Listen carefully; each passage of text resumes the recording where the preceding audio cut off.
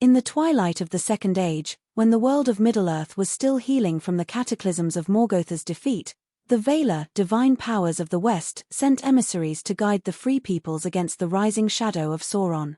These emissaries, known as the Astari or Wizards, were Maya, lesser spirits of divine origin, cloaked in the forms of aged men to temper their power and wisdom. Among them was Curumo, who would come to be known as Saruman the White, the most powerful and learned of their order.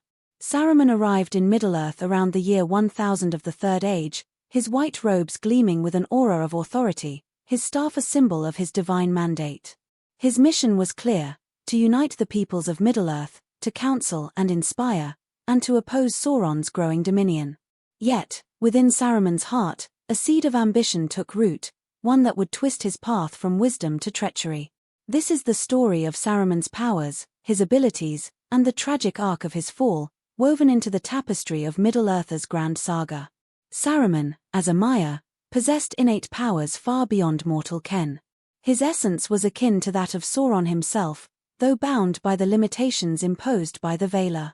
His abilities were multifaceted, blending intellect, sorcery, and influence, making him a formidable figure in Middle-earth. Saruman's greatest strength was his intellect. Known as Curumo in Valinor, he was a Maya of all, the Vala of craftsmanship and invention.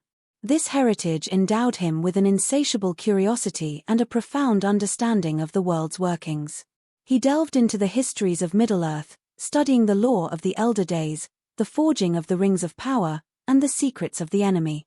His library at Isengard became a repository of ancient texts, scrolls, and artifacts, rivaling even the archives of Rivendell.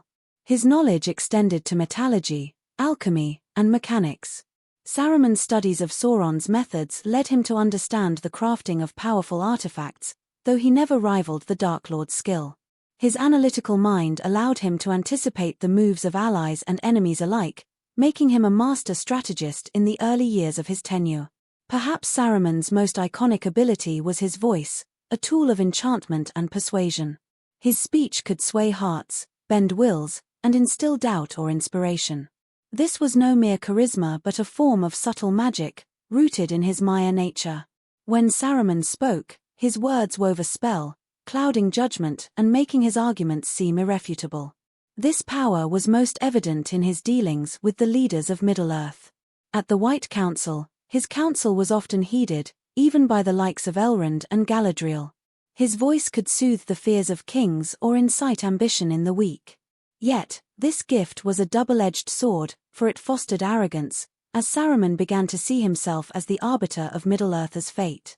As a Maya, Saruman wielded magic that transcended mortal understanding.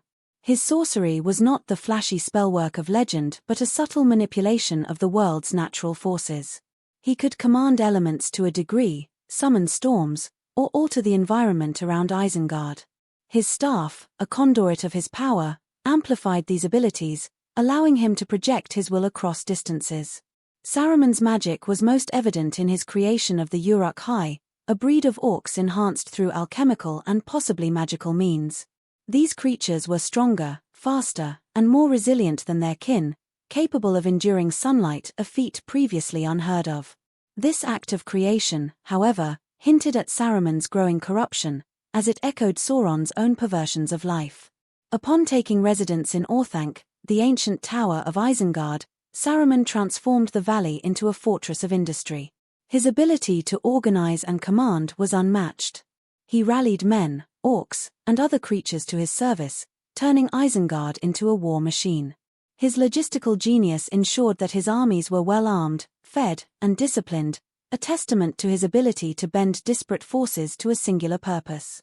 Orthanc itself, constructed by the Númenóreans, was impregnable, and Saruman enhanced its defenses with his own enchantments. The tower became a symbol of his authority, its black stone reflecting his growing obsession with power. In the early centuries of the Third Age, Saruman was a beacon of hope. He traveled widely, forging alliances with the kingdoms of Gondor and Rohan.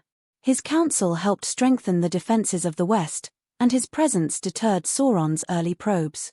He was appointed head of the White Council, a coalition of the wise, including Gandalf, Elrond, and Galadriel, tasked with countering Sauron's influence. Saruman's leadership of the White Council showcased his strategic brilliance. He advocated for vigilance against Sauron, urging the tracking of the One Ring and the monitoring of Dol Guldur, where Sauron's presence was suspected. His arguments were compelling, though his motives were not always pure. Even then, Saruman coveted the ring, believing he could wield it to order Middle-earth according to his vision. His rivalry with Gandalf began to surface during these councils. Gandalf's intuitive approach and trust in the resilience of the Free Peoples clashed with Saruman's calculated pragmatism. Saruman's voice often drowned out dissent, but Gandalf's growing suspicion of his motives planted seeds of discord. One of Saruman's most fateful decisions was to use the Palantir, a seeing stone housed in Orthanc. These ancient devices allowed communication and vision across vast distances, but they were perilous, for Sauron held the Palantir of Minas Ithil. Saruman believed he could master the stone, using it to spy on Sauron and uncover his plans. Instead, Sauron's will ensnared him, feeding Saruman half-truths and visions that fueled his ambition. The Palantir amplified Saruman's powers of perception, allowing him to observe distant events with uncanny clarity. He saw the movements of armies, the councils of his allies, and the stirrings of Sauron's forces. Yet, this knowledge came at a cost, as Sauron subtly manipulated Saruman's perceptions, drawing him closer to treachery. Saruman's descent was not a sudden plunge but a gradual erosion of his principles. His obsession with the One Ring, his envy of Gandalf, and his belief in his own superiority led him to forsake his mission. By the late Third Age, Saruman had become a shadow of his former self, a wizard who sought power for its own sake. Saruman's studies of the Rings of Power convinced him that the One Ring was the key to Middle-earth's salvation or its domination. He believed that with the ring, he could supplant Sauron and rule as a benevolent tyrant, ordering the world according to his wisdom. This delusion marked the turning point in his fall, as he began to see himself as a rival to both Sauron and the Valar. His use of the Palantir intensified this obsession. Sauron, aware of Saruman's ambitions, dangled visions of the ring's power, stoking his desire. Saruman's agents, including spies and mercenaries, scoured Middle-earth for clues to the ring's location, a pursuit that brought him into conflict with Gandalf and the Free Peoples. Saruman's treachery became evident during the White Council's debates over Dol Guldur. While he publicly advocated caution, he secretly delayed action against Sauron, hoping to locate the ring before the Dark Lord reclaimed it. His voice, once a tool of unity, became a weapon of deception, sowing doubt and division among the wise.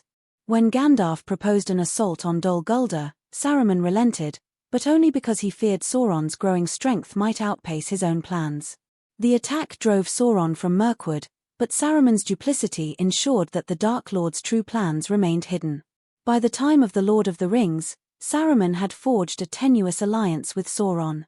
He offered his services as a subordinate, promising to aid Sauron's conquest in exchange for a share of power.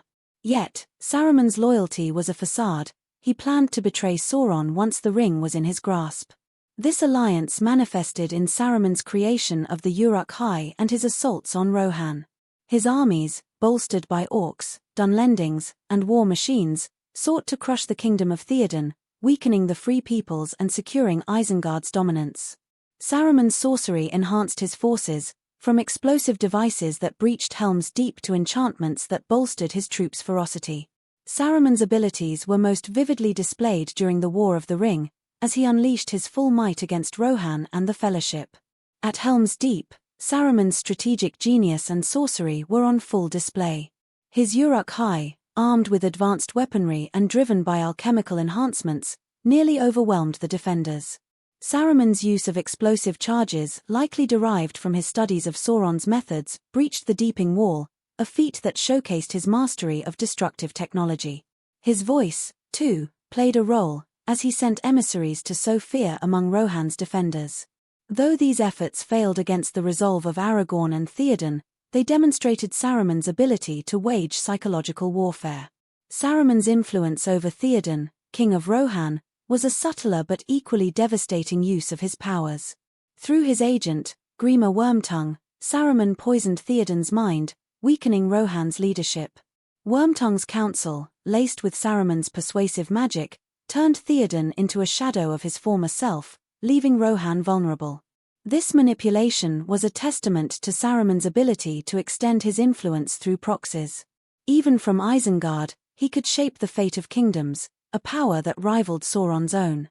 Saruman's hubris blinded him to the power of the natural world. His industrialization of Isengard, which stripped the valley of its forests, provoked the wrath of the Ents, led by Treebeard. Saruman's sorcery was ill-suited to counter the Ents' primal strength. His enchantments could not withstand their assault, and his machines were swept away by the flooding of the river Isen, orchestrated by the Ents and the wizardry of Merry and Pippin. The fall of Isengard was a stark reminder of the limits of Saruman's power. His focus on domination and control left him vulnerable to forces he could not manipulate. After the destruction of Isengard, Saruman's powers were greatly diminished. His staff was broken by Gandalf, now Gandalf the White, symbolizing the revocation of his authority as an Istar. Stripped of his sorcery and command, Saruman retained only his voice, which he used to manipulate and deceive. In a final act of spite, Saruman, under the alias Sharky, infiltrated the Shire, corrupting hobbits and imposing a petty tyranny. His voice still held sway, allowing him to dominate weaker minds like Lotho Sackville Baggins. Yet, this was a pale shadow of his former power, a desperate attempt to assert control in the wake of his defeat. The scouring of the Shire revealed the depths of Saruman's fall. Once a mire of divine purpose, he was reduced to a vengeful wraith, clinging to scraps of influence. His death at the hands of Wormtongue, his own servant, was a fitting end, a consequence of the betrayal and manipulation he had sown. Saruman's story is a cautionary tale of power corrupted by ambition. His abilities, his intellect, his voice, his sorcery were gifts meant to uplift Middle-earth, but they became tools of domination. His fall mirrors that of Sauron, though on a smaller scale, highlighting the dangers of pride and the seductive lure of control. Saruman's actions shaped the War of the Ring in profound ways. His betrayal weakened the Free Peoples, forcing Gandalf, Aragorn, and others to counter his schemes. Yet, his defeat also galvanized resistance, as Rohan and the Ents rose to meet the challenge. The destruction of Isengard removed a major threat, allowing the Free Peoples to focus on Sauron's defeat. Saruman's fall underscored the importance of humility and collaboration. Gandalf, who embraced the resilience of the humble and the strength of unity, succeeded where Saruman failed. The contrast between the two wizards highlights the moral core of the Lord of the Rings. Power, without wisdom and compassion, leads to ruin. In the aftermath of the War of the Ring, Saruman's spirit, unbound from his mortal form, was said to have lingered briefly before being cast into the void, denied return to Valinor. His powers, once a beacon of hope, became a warning to future generations. The Istari's mission continued through Gandalf, who remained true to his purpose, but Saruman's legacy endured as a reminder of the fragility of even the greatest minds. In the annals of Middle-earth, Saruman the White is remembered not for his triumphs but for his tragedy, a Maya who could have been a savior but chose instead to be a tyrant. His story, woven into the fabric of the Lord of the Rings, is a testament to the enduring power of choice and the consequences of straying from the path of wisdom.